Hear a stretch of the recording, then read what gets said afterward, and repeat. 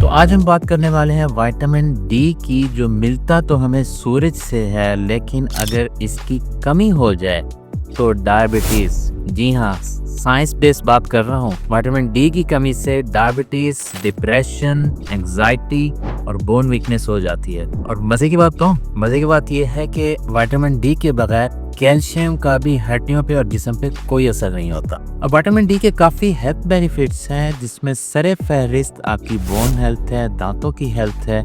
इसके अलावा vitamin D हमारी इम्यूनिटी को, क़ुव्वत मुदाफ़त को बूस्ट करता है और डिप्रेशन के खिलाफ लड़ने में मदद देता है, एंग्जाइटी के लेवल्स को रेगुलाइज करता है और हमारे मूड को स्टेबल रखता है। इसके अलावा हार्मोनल बैलेंसेस में बहुत ही मददगार है। और सबसे इम्पॉर्टेंट, जो आजकल के लाइफस्टाइल में बहुत कॉमन डिजीज हो चुकी है कि जिस्म में दर्द ही खत्म नहीं होती, मस्कुलर पेन और फटीग को तो चुटकियों में गायब करता है विटामिन डी। क्योंकि आज के दौर में हम हर मसल फटीग को अक्सर हमें उसे जोड़ों का दर्द समझ लेते हैं। तो जोड़ों का दर्द समझने से पहले एक बार आप विटामिन डी इस्तेमाल करके देखें, हो सकता है आपका ये दर्द खत्म ही हो जाए। तो कुल मिला के बात यह है कि विटामिन डी सिर्फ हड्डियों के लिए ही नहीं, बल्कि आपके मूड के लिए, आपके एंग्जाइटी के लिए, आपकी मेंटल हेल्थ के लिए, आपके हार्मोनल बैलेंस के लिए और आपकी फटीग और मस्कुलर पेन को प्रिवेंट करने के लिए भी काफ़ी मददगार है।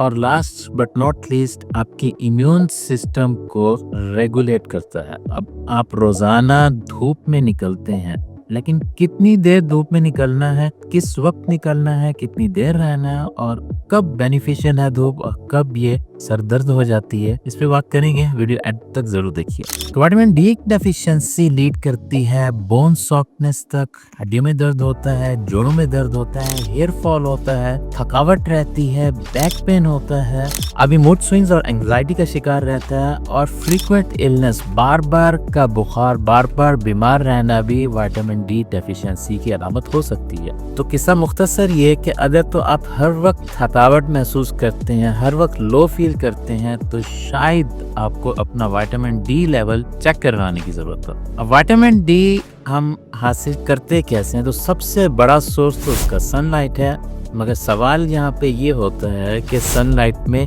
कितनी देर रहना चाहिए, किस वक्त रहना चाहिए, क्योंकि हर वक्त सनलाइट में भी नहीं रह सकते, उसके भी काफ़ी हार्मफुल इफेक्ट हैं। तो सुबह 10 बजे से पहले की जो सनलाइट है उसमें निकलना बेसिकली आपके लिए बेनिफिशियल है और उसमें विटामिन डी की प्रोडक्शन मैक्सिमम होती है। उस सनलाइट में मिनिमम 10 मिनट गुजारें और मैक्सिमम 30 मिनट गुजारने हैं, जिसमें आपके बाजू एक्सपोज हो, आपका चेहरा एक्सपोज हो, आपके पाँव एक्सपोज हो एटलीस्ट, तो उससे आपके बॉडी में विटामिन डी की प्रोडक्शन होगी। इसके अलावा अंडे की जर्दी, मशरूम, मछली, फोर्टिफाइड मिल्क में विटामिन डी की अवेयरनेस होती है।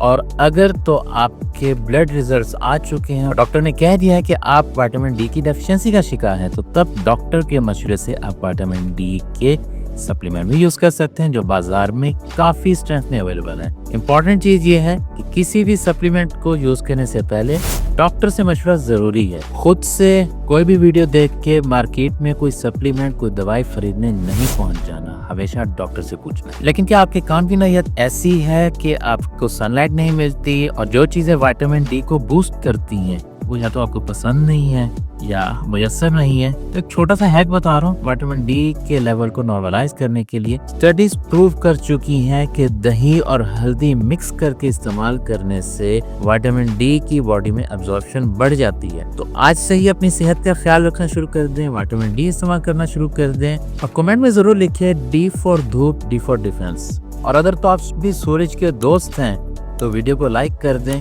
क्योंकि अगली वीडियो में हम बात करने वाले हैं एक ऐसे विटामिन की जो एंटी एजिंग के अगेंस्ट आपको शील्ड प्रोवाइड करता है।